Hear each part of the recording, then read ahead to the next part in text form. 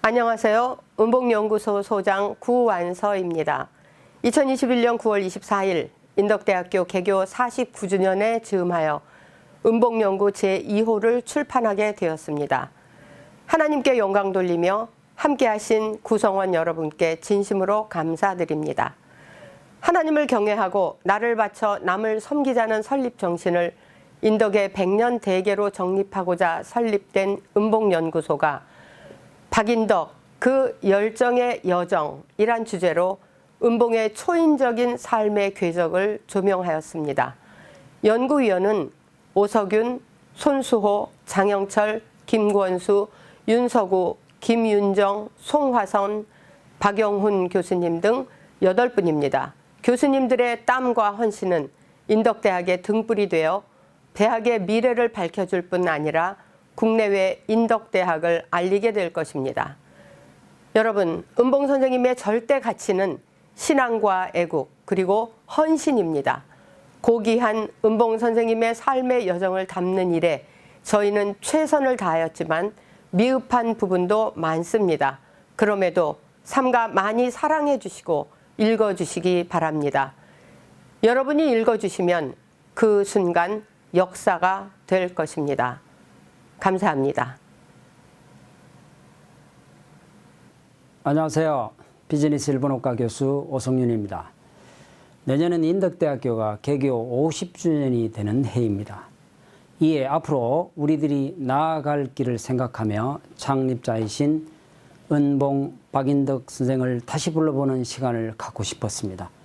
그런 마음을 저의 자작시 다시 은봉 박인덕을 부르며에 담아보았습니다. 리드 오르간이었습니다. 은봉 선생님께서 직접 쓰신 한양가를 들려줄 것만 같은 전시품은 리드 오르간이었습니다. 그리고 한강물은 쉬지 않고 흐른다. 한양아 남산위의 송백들은 사시로 푸르다 하며 악보 속의 활자들이 금방이라도 뛰쳐나와 이 역사관에서 차분하게 숨쉬고 있는 고요와 침묵을 깨울 것만 같았습니다.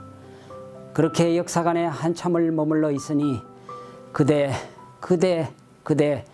은봉 선생님하고 자꾸만 불러보고 싶었습니다. 소리내어 외치고 싶었습니다. 그러면 사진 속에 그대가 불쑥 뛰쳐나와 오 사랑하는 후배여 오 한번 나눠봅시다 하며 따스한 포옹을 해주실 것 같았습니다. 사진 속에 머물러 있는 그 시절의 바람도 꺼내 그 시절의 미소도 꺼내 제 품속으로 넣어주실 것만 같았습니다. 그리고 유품으로 남긴 노트석 6필의 글자들을 읽어 내려가는데 이미 글자들은 유리를 박차고 나와 푸른 꽃으로 피어오르는 것이었습니다. 그 이파리들이 역사관으로 흩날리고 있었습니다. 이 현상을 그대의 부활이라고 불러도 될까요? 감사합니다. 우리가 잘 알다시피 은봉 박인덕 선생의 삶은 인덕대학교에서 완성되었습니다.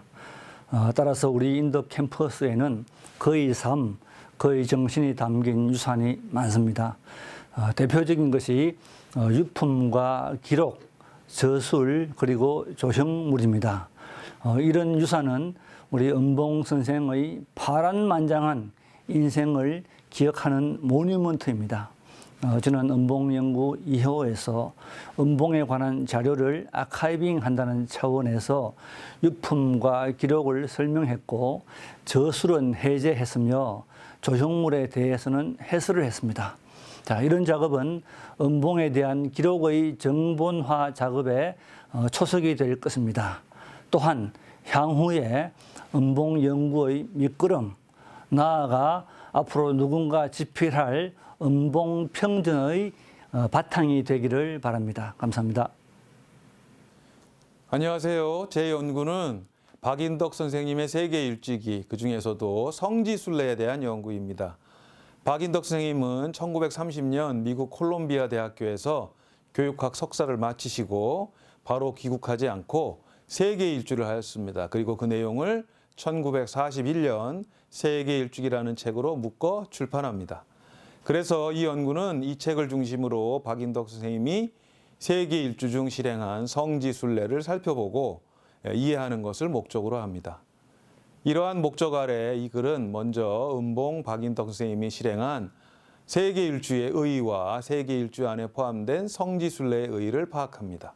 박인덕 선생님의 세계 여행은 당시나 지금이나 매우 놀라운 일입니다.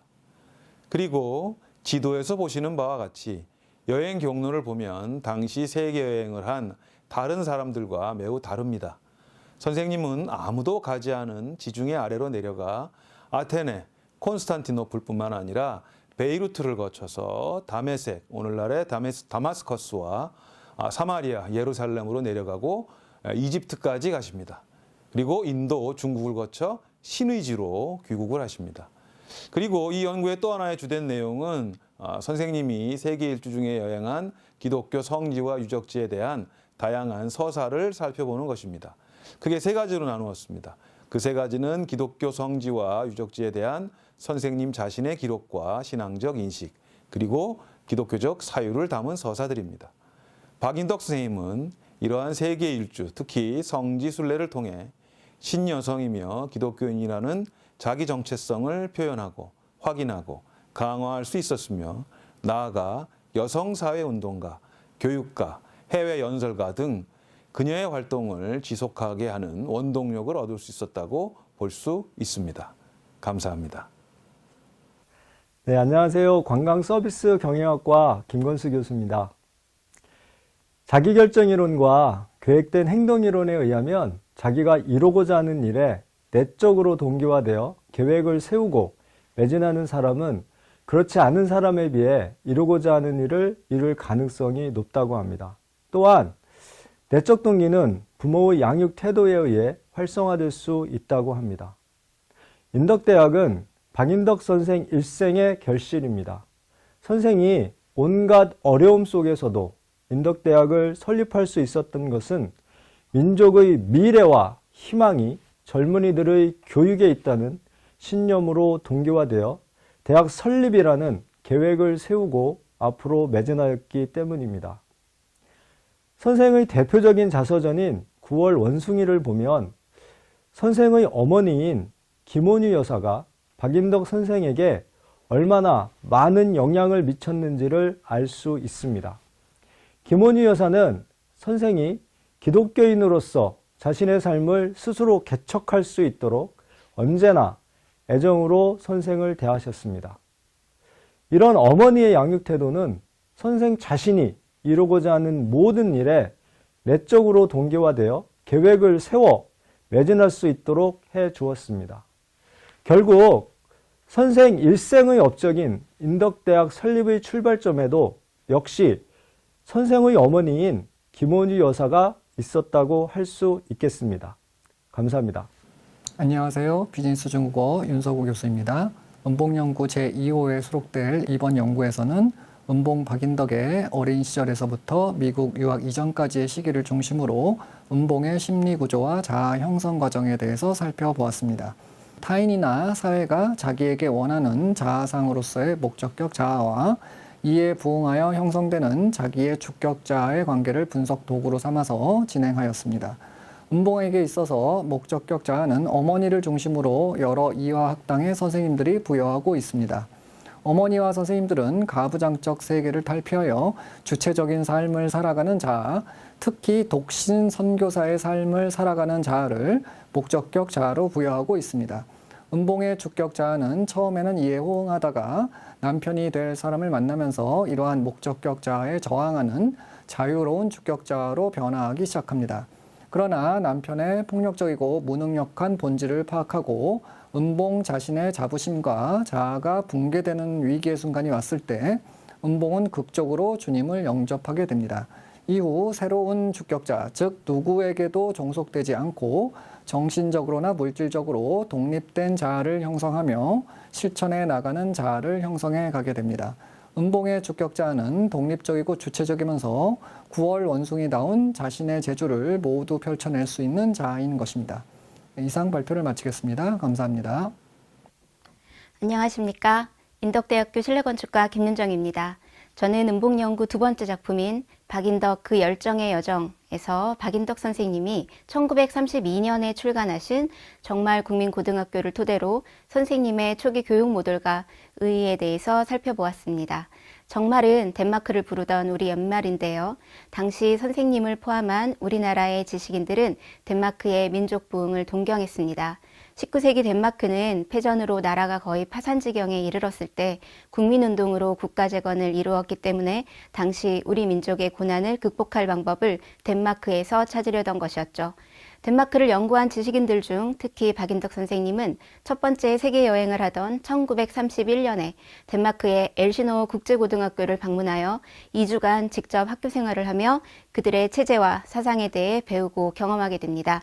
여기서 깊은 감명을 받은 선생님은 귀국 후 가장 먼저 덴마크 교육운동을 연구하여 정말 국민고등학교를 출간하셨습니다.